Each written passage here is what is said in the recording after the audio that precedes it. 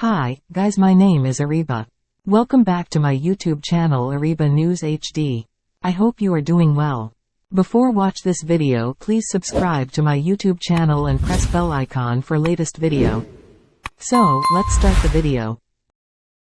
Donald Trump must pay E Jean Carroll $83.3 million for defamation. A New York jury has decided Donald Trump should pay $83.3 million, £65 million, for defaming columnist E Jean Carroll in 2019 while he was U.S. president. The penalty in the civil trial is made up of $18.3 million for compensatory damages and $65 million in punitive damages. Mr. Trump was found in a previous civil case to have defamed Ms. Carroll and sexually assaulted her in the 1990s. He vowed to appeal the latest ruling, calling the case a witch hunt and the verdict absolutely ridiculous. In the latest trial, the jury was only required to decide how much compensation, if any, should be awarded to Ms. Carroll. The compensatory damages are meant to account for the harm that the jury found his comments had done to her reputation and emotional well-being. Defamation defeat a double-edged sword for Trump. The panel also had to come up with a punitive penalty intended to stop Mr. Trump from continuing to speak out against her. It took the jury of 7 men and 2 women less than 3 hours to reach a verdict on Friday afternoon.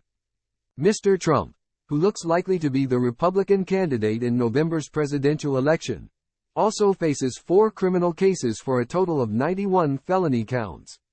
He is the first president in U.S. history to be charged with a crime, but has pleaded not guilty or denied all the charges.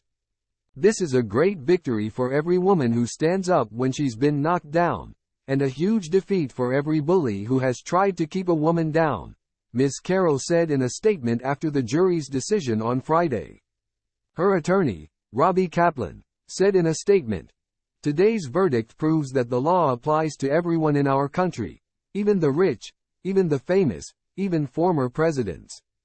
Mr. Trump has repeatedly denied any wrongdoing, or even that he has ever met Ms. Carroll, including on Friday morning. But following the verdict, he refrained from attacking her directly when he slammed the outcome of the case in a post on his social media platform, Truth Social. "I fully disagree with both verdicts," he wrote, "and will be appealing this whole Biden-directed witch hunt focused on me and the Republican Party. Our legal system is out of control, and being used as a political weapon. They have taken away all First Amendment rights. This is not America." A civil trial last year found Mr. Trump sexually assaulted Ms. Carroll, a magazine columnist, in a Bergdorf Goodman department store dressing room in the 1990s. That jury also found him liable for defamation for calling her accusations a lie, and he was ordered to pay her about $5 million in damages. The case that ended on Friday focused on different defamatory comments by Mr. Trump in 2019. Ms. Carroll has yet to receive any money from Mr. Trump. The former president has paid a deposit to the court while the appeal process on the first defamation suit plays out, former federal prosecutor Mitch Epner said. The same rules will apply to these much higher damages, Mr. Epner added, where Mr. Trump will have to put up an extra $83.3 million, in either cash or an appeal bond, as a deposit.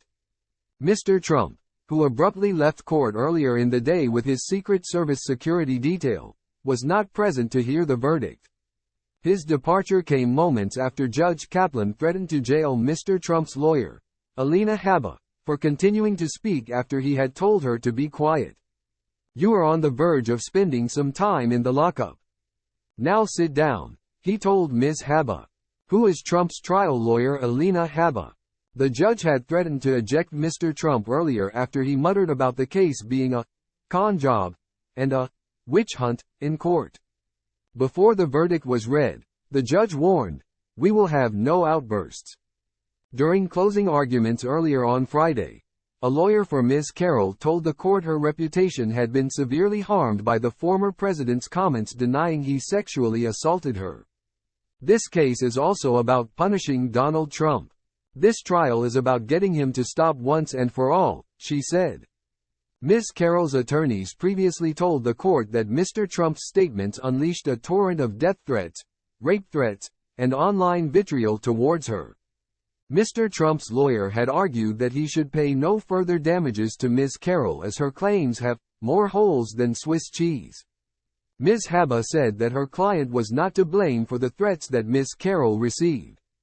Earlier in the trial, Judge Lewis Kaplan, no relation of the plaintiff's lawyer, advised jurors not to use their real names with each other due to the sensitive nature of the case. As it concluded, he advised them that they were free to discuss their experience. But he added that in his opinion they should not tell anyone they worked on this case. Mr. Trump has repeatedly claimed the various legal cases he faces are being orchestrated by allies of U.S. President Joe Biden, a Democrat. As the Republican Party's White House frontrunner, Mr. Trump looks set for a rematch against Mr. Biden in the November 2024 general election.